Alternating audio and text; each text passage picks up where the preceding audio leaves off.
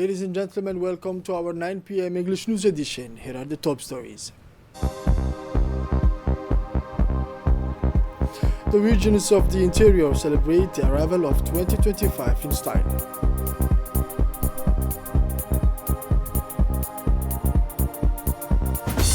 For international news, Southern Sudan receives 1.1 million cholera vaccines.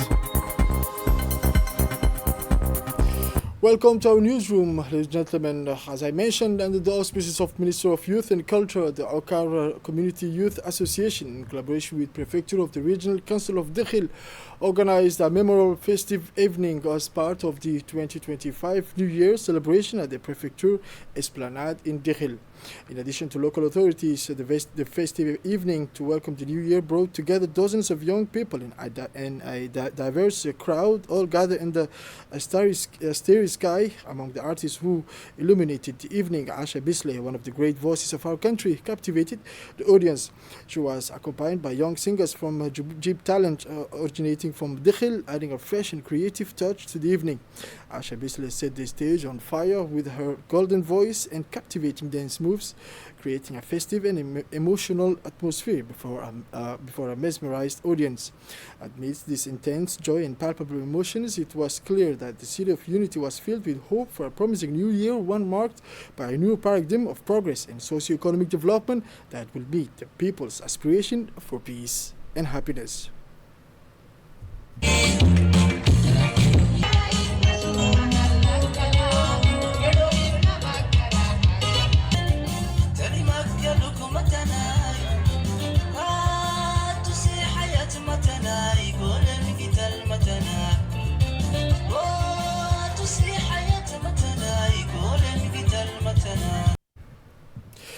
As part of the 2025 New Year celebration, in Obok Region organized an exceptional cultural and musical evening yesterday at the Sun Hill Center under the patronage of the prefect of the region, Mr. Hassan Adabali. The event saw a strong turnout from local authorities, parliamentarians, public figures, and numerous local artists. This gathering aimed to embody the spirit of joy and celebration for the start of this new year. The general atmosphere of the evening was marked by joyful ambience and positive exchanges, with participants exchanging wishes for the new year, expressing their hope that this year will be marked by security, stability, and achievement. In conclusion, the prefect of Obok Region expressed his gratitude to all those who contributed to the success of the evening, highlighting the importance of continuing to organize cultural and artistic activities.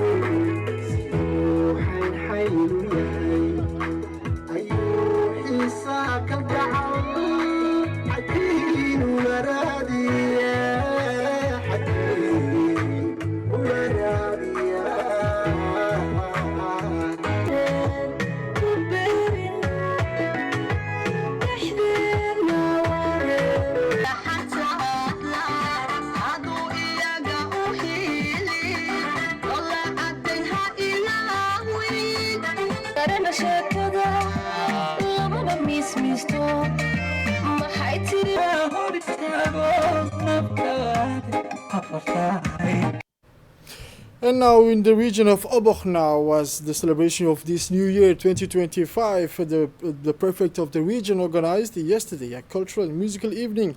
The event saw a strong turnout from local authorities, MPs, public figures, and numerous local artists. The general atmosphere of the evening was marked by joyful ambience and positive exchanges, with participants exchanging wishes for the new year.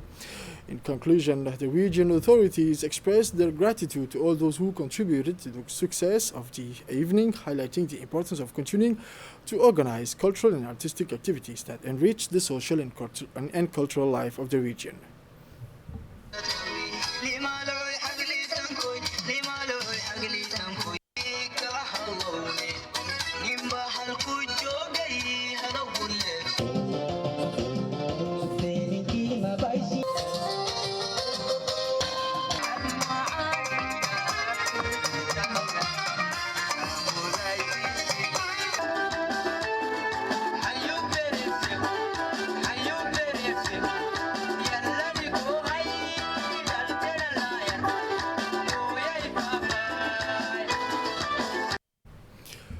And health now as part of the fight against malaria and vector-borne diseases. The Secretary General of the Ministry of Health, Mr. Mohammed Ali Mohammed, assured the ceremony for the reception of 11 containers containing more than 500,000 insecticide-treated nets with long-lasting action.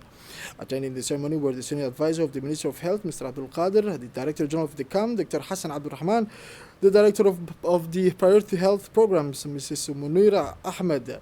Since the insecticide-treated nets are the primary means of preventing malaria, the government, through the Ministry of Health, will launch a large-scale distribution campaign for long-lasting insecticide-treated nets. The coordinator of the National Malaria Control Program stated that this initiative aims to distribute the nets and thus reduce the incidence of malaria in the population by 80%. In his reaction, the Secretary General of the Ministry of Health, Mr. Mohammed, emphasized that malaria remains a major public health issue in the country to this day, and that insecticide-treated nets are part of the preventive methods in the World Health Organization's global malaria control strategy. The 90th grade students of the Humbuli College had the opportunity to participate in an educational outing to Duda Beach, organized by their teacher Mahad Abdullahi in collaboration with his colleague. The purpose of this trip was to combine theoretical learning with practical experience while discovering the natural riches of their environment. The main goal of this outing was to spark the students' curiosity about natural sciences and ecology. The teachers prepared educational activities focused on marine ecosystems, biodiversity, and environmental protection. The students had the chance to observe the local fauna and flora and understanding the importance of preserving these ecosystems. At the end of the day, the students expressed their enthusiasm and satisfaction. Many emphasized the importance of learning outside the classroom and shared the desire to repeat the experience. The feedback from the teachers was also very positive, highlighting the students' engagement and motivation throughout the outing.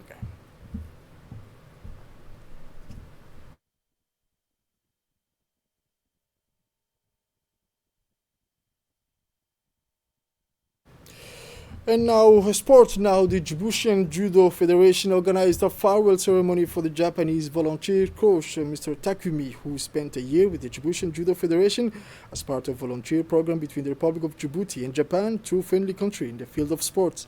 The president of the Djiboutian Federation attended the ceremony, which was also attended by the Secretary General of the State Secretary for Sport, Mrs. Khadija Ibrahim, the Japanese ambassador, the Director of Sport, the President of Judo, as well as the parents of the judo practitioners were present. During the ceremony, the president of the Judo Federation expressed his gratitude to the Japanese embassy in Djibouti and thanked Mr. Takumi for his valuable year, which significantly contributed to the development of judo in Djibouti. On his part, the Director of Sport, Mr. Abshir Ali, also thanked the Japanese volunteer, Mr. Takumi.